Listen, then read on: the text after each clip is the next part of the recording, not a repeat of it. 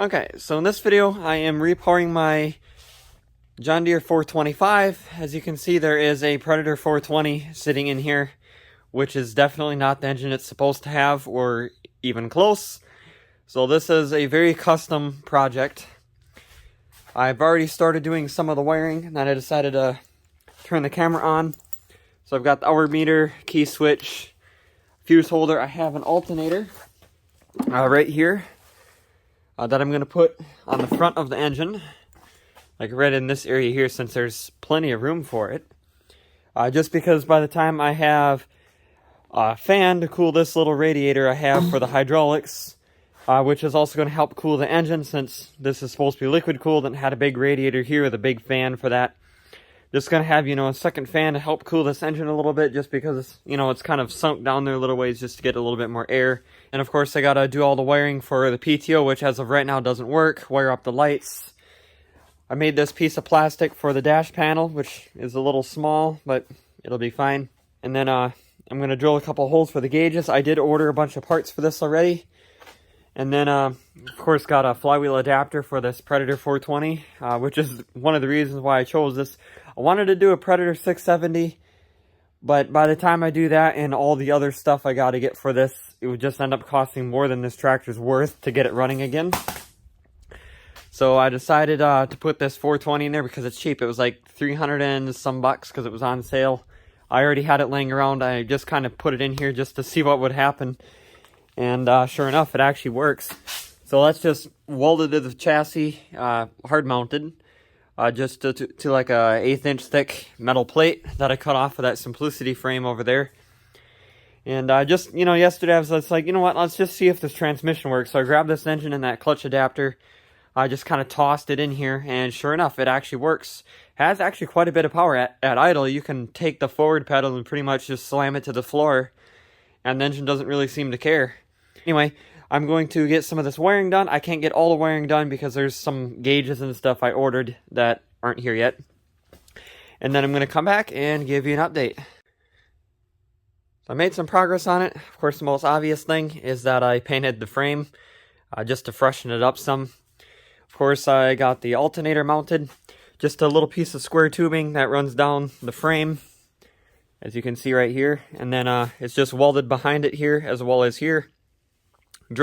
Hole drilled in the side, and then I welded that nut on the inside. Just put a tack weld on there so you don't have to try to worry about getting a wrench in there.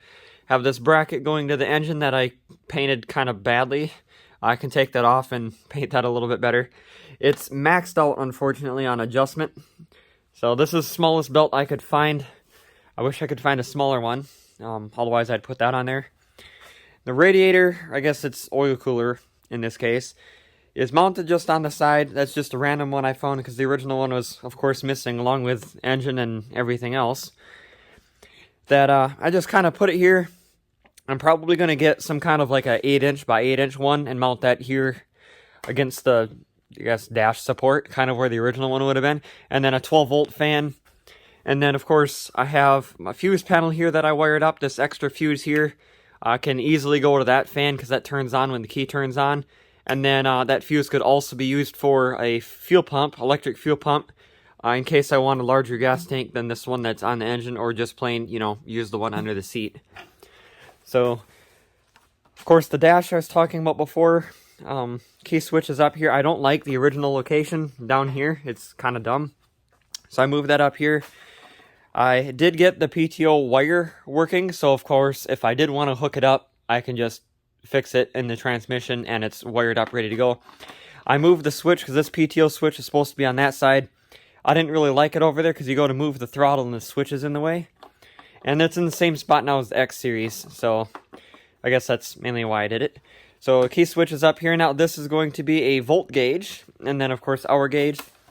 So if you turn the key on, it of course will crank the engine if I was to hit the choke lever, which is still down here. I got the throttle hooked up, but the choke is just right here. I can't figure out a way to route the cable because this has to basically pull this little lever, and I want the side of the hood to come as close to this engine as I possibly can, and that cable's got to kind of loop around like this. So I think when I make the custom, you know, hood side panel, I'm just going to leave this part here open. And then you can just reach over and move this with your hand, I'm thinking. But time will tell on that. And then, of course, you probably saw it already. So there's clear tubing for the hydraulic oil. And you can notice that that oil is definitely not the right color. I'm pretty sure there's some water in that. So the next thing I'm going to do here is actually have that drain while I put the seat, gas tank, and fender or floorboard panel back on. And then I'm going to see about polishing this paint. It looks a little crummy. This has been sitting outside in a parts yard, basically getting parted out over the last probably 6 or 7 years. So it's kind of, you know, got a little bit of a sun fade to it. So I'm going to get some oil drained out, or actually all of it. I'm going to have to probably turn the front tires as sharp as it goes one way, have the oil draining, and then when it's basically out, I'm going to turn them the other way so I could get all the oil out of the lines. And then I'm going to, of course, this cylinder's all the way, I'm going to put a pipe wrench on here, and then hold the valve, and then I can push that down, hopefully push that cylinder back in, and try to get all of the oil out of the system I can. Because there's water in it for sure. I mean, it's not supposed to be cream colored. So I'm going to get a bunch of that stuff done, and I'm going to come back and give you a little bit of an update. So I pulled the drain plug. Yeah, oil is not supposed to look like that. I'm almost thinking there's more water in that than there is oil. So I already turned it really hard the one way. So of course I got it jacked up in the air. So I'm going to turn it with the steering wheel. Of course, this ain't going to work so well, but try to go back and forth a little bit here to get all the oil out I can.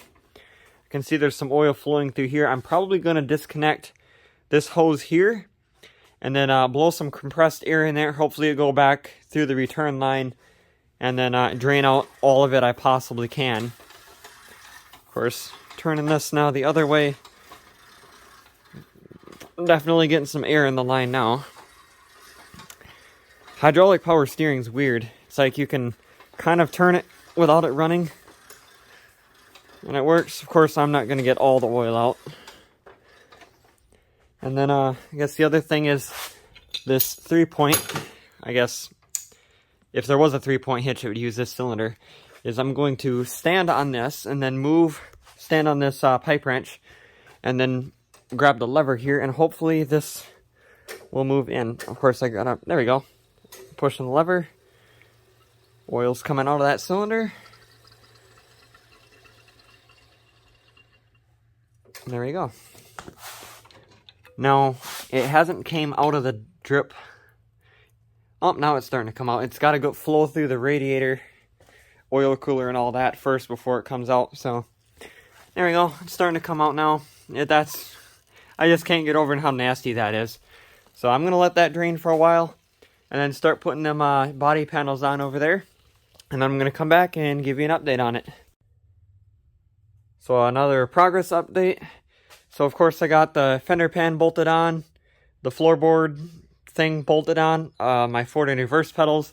I did get the $20 reverse pedal upgrade. The original plastic one was broken. So of course I just went and got an aftermarket nice one. I could have got one from the parts yard, one of the original plastic ones, but I went ahead and upgraded it because I'm sure I would have broke that one anyway. Speaking of broken, this handle is broken. It was just sitting like this and flopping around. I thought just the bolt broke off, but here it's a stud. So I recently parted out, and I have all the parts for sale in X540, and I have these handles off of that. I thought, you know what, I'm going to keep these for a project, because you never know. And if you line it up with one, it doesn't quite line up with the other one, which it's kind of unfortunate. So I'm hoping if I drilled just holes maybe next to them, maybe it'll work. And then of course I'll change out the other side so they match, because they are not the same. So back with another update here. Of course I did wet sand with some steel wool the fenders. I guess I can show you here. So just have a little bit of water in a bucket and basically just some steel wool.